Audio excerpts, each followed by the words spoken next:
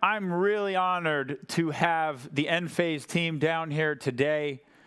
I think it says something about the relationship and, the fact that, we're really looking to do something big here. We're really looking to do something different. We're looking to roll out solutions that the market hasn't seen before.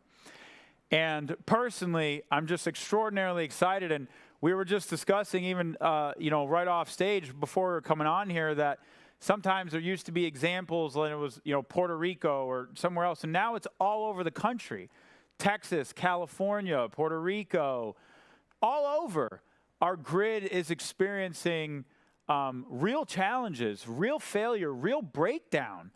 And it's time for a change. It is so obvious that there is a better alternative than the grid. Am I right or am I right? Give me a thumbs up if you guys agree that it's time for us to replace the grid. Who wants to be in that business? Anybody? So if you're excited about a solution that can replace the grid, I want you to stay excited. Because coming up to the stage next is Raghu Belur, the founder of Enphase, co-founder of Enphase, and the current chief product officer. A man with a vision. And as we were just talking, I said, Raghu, did you ever imagine that when you were designing this product called a microinverter, that 12 years later, there'd be 30,000 microinverters being installed every day, that an Enphase system was being installed every 45 seconds. Just imagine that, every 45 seconds. Did you ever imagine when you were building this thing that it would reach and have such extraordinary impact? And that's the power of believing in your dreams and being an innovator. And we're just absolutely excited, honored, privileged to have Raghu here with us today. Before he comes out, we're all going to watch a video about where the future's going. So take a look at your screens, and I can't wait for what you're all about to see.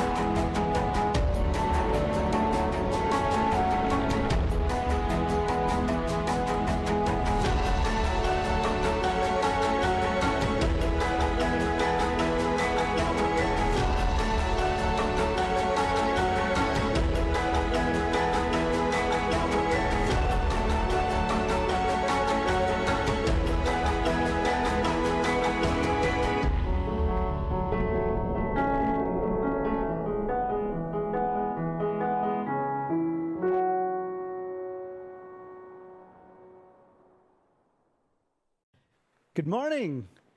Thank you. What an amazing, amazing event. Thank you to the Powur team for inviting us. I am super excited to be here and super energized. Are you guys ready to geek out a little bit on technology? Let's go. So here we are. So we started the company back in 2006, and I'd like to narrate something about our thinking, right? If today, Thomas Edison were to walk down the streets of San Diego, and he looked up at the electrical infrastructure, he would probably recognize all elements of it. He would recognize the poles, the wires, the transformers, the GE meter that's on the side of your house. He probably worked on it. If you walked up to the distribution centers, if you walked up to, looked at the transmission lines. So when we started the company, we were thinking, wow, this industry for sure needs some disruption. So as entrepreneurs, we started thinking, okay, what is the thing, where could we go, what can we do? And both Martin and I, the other co-founder, we had both come off of a number of startups, particularly in the telecommunications world. And there were some things we had learned coming out of that world, and the first one was distributed architectures always win in the long run. And they win for cost, performance, and arguably the most important of all, reliability reasons. So to tie that back down to solar, what would be a distributed architecture would be if you think about a central or a string inverter, meaning you aggregate all the power from your panels and you process 5,000 watt or 5,000. That would be a centralized topology. And instead of doing it that way, instead of having one big, you break that up into microinverters, right? Put one per panel. Every panel microinverter acts like independent energy producers. Your entire plant is connected in parallel, not connected up in series. Because when you connect them up in series, you know the Christmas light problem, when one light goes out, all the lights in the Christmas tree goes off, that problem goes away. And there are a number of other benefits to being completely distributed as well. By the way, I've been in technology my entire career. And there are a lot of proof points that distributed architectures always win in the long run. If you look at the transformation from mainframe computers to PCs and laptops, right? If you look at what happened from landlines to cell phones, look at intelligence in cars, look at a data center. It's not made up of big monolithic compute machines. What you find is thousands and thousands of replicable blade servers, right? Distributed architectures always win. But there's a common thread that runs through all of those examples I gave you. And that common thread is semiconductors and software. And Silicon Valley really was built on that premise. So when we said, OK, it was obvious to us that microinverters were the way to go, so we said, so why haven't others done it before? And I realized, no, there have been people who have tried it before, but they didn't work. So obviously, being very curious, I said, no, I'm going to go figure out why didn't it work. So when we went in and started looking at how microinverters had been done, back in the days, they used to be 100 watts. People had taken a 5,000 watt inverter and shrunk it down to a 100-watt inverter. And that was the big aha for us, going, yeah, that's not the right way to do it. You have to re-architect it from the bottoms up.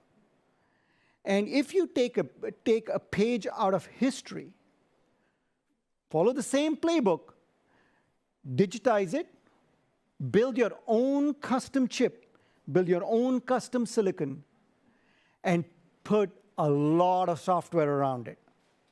So re-architect the microinverter from the ground up. Don't start with taking a big box and shrinking it. We also took it one step further. What we said was, it's not just going to be a piece of widget, not a piece of hardware. It's going to be an integral part of an entire system. So what does that mean? It means that it's a digital topology built around silicon, built around software. The software defines what it does and how it operates.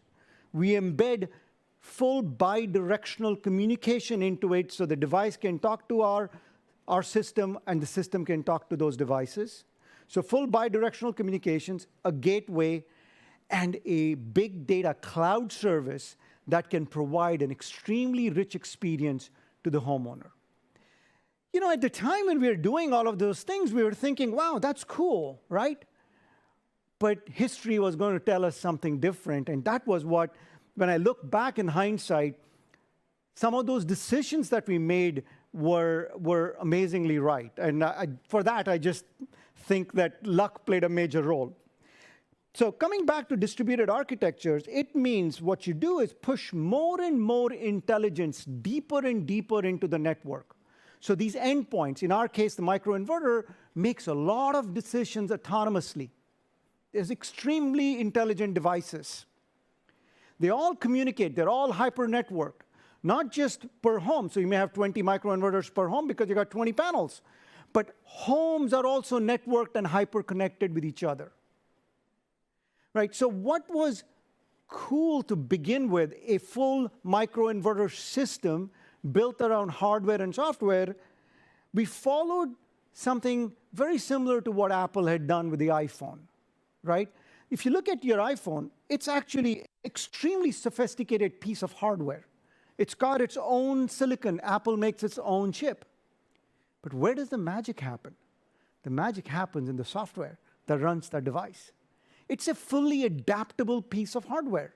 What that means is that at any given point in time, you press on it, it's a phone. It can turn into a music device. It can turn into a web browser. We had similar notions about turning that microinverter into something that's completely software defined, gives it incredible amount of power and capability. So let's think about what are some of the advantages of doing that. Come to 2014, as solar penetration continued to increase, which was a wonderful, wonderful thing, the utilities start to realize, hang on, there's all this intelligence, and it's not just them thinking, we were pushing for it as well, saying there's all this intelligence sitting so deep in the network, how can that intelligence help the utilities actually make the grid more resilient? So there was a transformation that took place where big box inverters, which were dumb and were simply barnacles on the grid, now with microinverters and the full microinverter systems, can we take these devices and integrate them into the operation of the grid and provide resiliency? So you saw that was the first transformation of dumb inverters to very smart inverters and very intelligent inverters.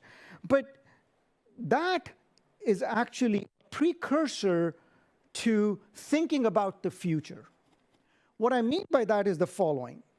When people go out there and buy a solar system, what are they buying? They're actually buying a financial instrument. It's like a bond that they are purchasing. And that bond has to pay annuities every month for the next 20, 25 years. Now, think about the environment that this is going into, right? The environment's changing quite rapidly, right? The grid is changing, loads are changing, tariffs are changing, regulations are changing, weather is changing. It's unrealistic to think that you're going to go install something and it won't have to change its behavior over time.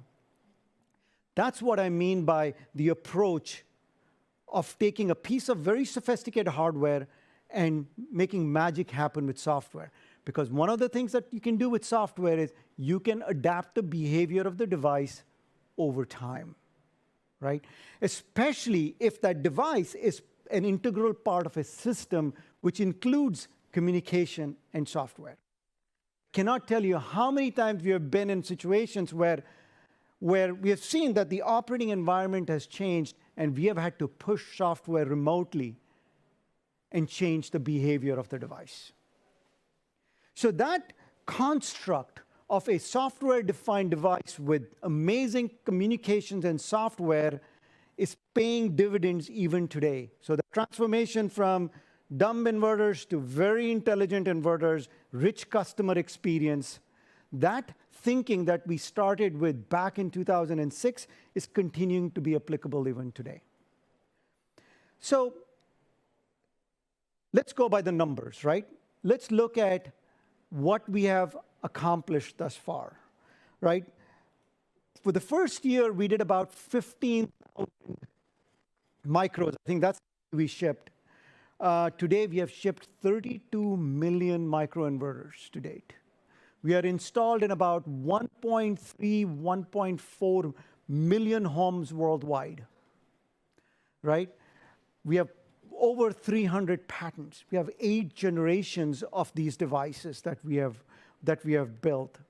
We are absolutely, all of these worldwide and all of these devices send data to us. We collect terabytes of data from our devices. We have great in-depth knowledge about what's going on. We take that information, take that data, convert it into information, and make our devices better and better and more reliable. Let me give you some more data. The very first generation of product, M175, had 540 components in it, was 94% efficient, and processed about 175 watts. Today, if you look at our current generation of product, it's got a little over 300 components. It's 97% efficient and processes as much as 366 watts of power. It not only does that, we added so much sophistication to it that it's no longer an inverter. This device, the exact same device, can not only flow power from the solar panel to the grid, DC to AC, but you can also reverse the power flow AC to DC, all done in software. We also made a very common device worldwide. So if you're in the US, it runs at line to line, 60 hertz, 240 volts. You take it to Europe, it's the same device in software, 230 volts, 50 hertz, line to neutral. That's the power of that architecture. So where is all this going, right? I talked a lot about solar. And we were very deliberate about not calling Enphase Solar. This was not an accident. Right from the very beginning, our ambitions were that we wanted to be the guardians of the homeowner's energy system, right? So the next evolution of solar is now adding energy storage to it. Right? We know solar is an intermittent resource. I don't have solar at night. That's just the nature of things, right? However, if I couple solar and storage, I get an always-on system. I get solar during the day, I get storage at night. But we think even beyond that. We think about it as an energy platform, right? So think about it as an energy platform means not only do you think about solar plus storage, but you think about all the other resources as well that you can manage. And I'll talk about that in a moment. Let me talk a little bit about storage as well. So when we started thinking about storage, remember those fundamental beliefs that we had from the very beginning? I talked about everything being distributed architecture, everything being software defined, everything being part of a system. We followed that exact approach with energy storage as well. We said it's not going to be a big box chemical cells and one big giant inverter. We're going to make it very modular. It's going to be 3.3 kilowatt hours, and we're going to embed 4 microinverters in it. I mentioned to you just a few minutes ago about the microinverters being fully bidirectional. So now when you think about storage, you think about, I have the cells, I can charge the cells, or I can discharge the cells, DC to AC, just like an inverter does, but in software, I can send a command and charge the cells AC to DC. So what we ended up building is actually a storage system, not a battery. The cell pack, the battery management, the inverter, charge controller, communication software, all packaged in this 3.3 kilowatt hour module with 4 micros. You get all the benefits of a distributed architecture, starting with reliability.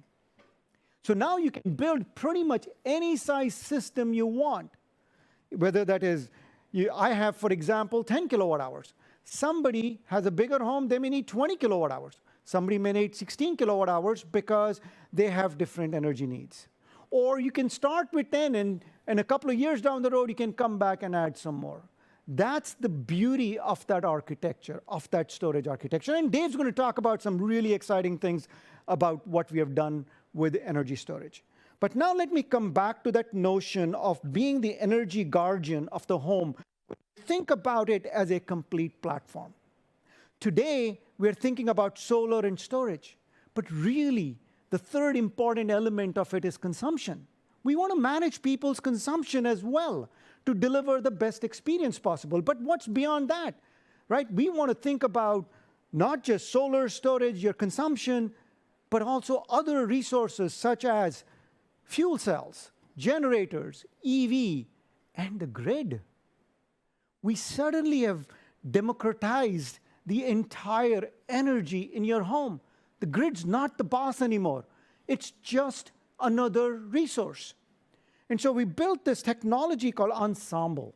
It's an energy management technology. And it's built on your standard AC wiring that runs in your house, your 120 volts, 240 volt AC wiring. And just imagine all of these resources that I talked about, your solar, your storage, your loads, EV, generator, fuel cell, grid, everything simply connecting to that AC bus. And the way we thought about it was, we said, let's think about it as a marketplace of buyers and sellers, right? Solar is a seller. My washing machine is a buyer. Storage is a buyer or seller. Grid is a buyer or seller. A generator and fuel cell would both be sellers. Now what I can do is, within the home, optimize, my energy management system optimizes all of these resources and in real time figures out which is the best way to service my washing machine when it wants to run.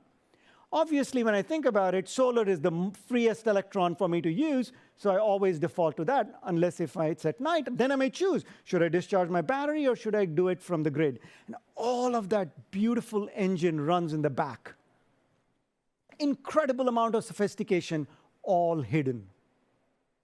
All done by this expert system that's running in the background all the time, thinking about how do I manage this. But where is all this going? Right? What we have built from that's completely extensible. It's fully extensible means it's the same AC that's going to my neighbor's house as well. Now, I've built this microgrid within my home, a completely self-sufficient, resilient, self-reliant microgrid. My neighbor is likely to have their own microgrid. Now can I hook up these microgrids together and start transacting energy with each other? Right? Imagine my washing machine wants to run. My neighbor's solar system puts out a bid. I remember I talked about the marketplace, puts out a bid, says, hey, who's going to provide the electrons for me to run? Who's going to provide the energy for me to run? My neighbor's solar system could say, hey, my batteries are full, my homeowner's on vacation, I have energy to spare, I can service you. That's called transactive energy. Right? So you're creating these microgrids and then forming them into pools of microgrids. What are we doing? We are basically reinventing the grid from the inside out. And that's an amazingly exciting future. But all of this complexity doesn't mean that we have to make it complex for our partners such as yourself or the homeowner. As technologists, our job is to abstract away all of that complexity. Let me give you a couple of very simple examples. Right? We took that microinverter and we embedded it into the module itself. And we turned it into an AC module. Completely plug and play. There's no notion of an inverter as an example. Just install this device, you get AC out of the device. Same thing with energy storage, all plug and play. Plug all the hardware together and let the magic happen with software. The software at that point just takes over and makes that whole experience completely seamless.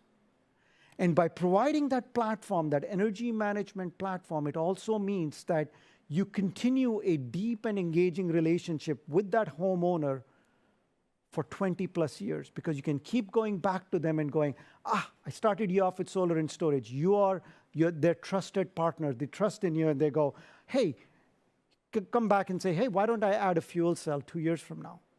Or why don't I increase the size of your solar system? So we made this system that's completely future-proof. But it really comes down to rethinking fundamentally how we deliver that, generate that energy, deliver that energy, and re-architect that entire grid from the inside out.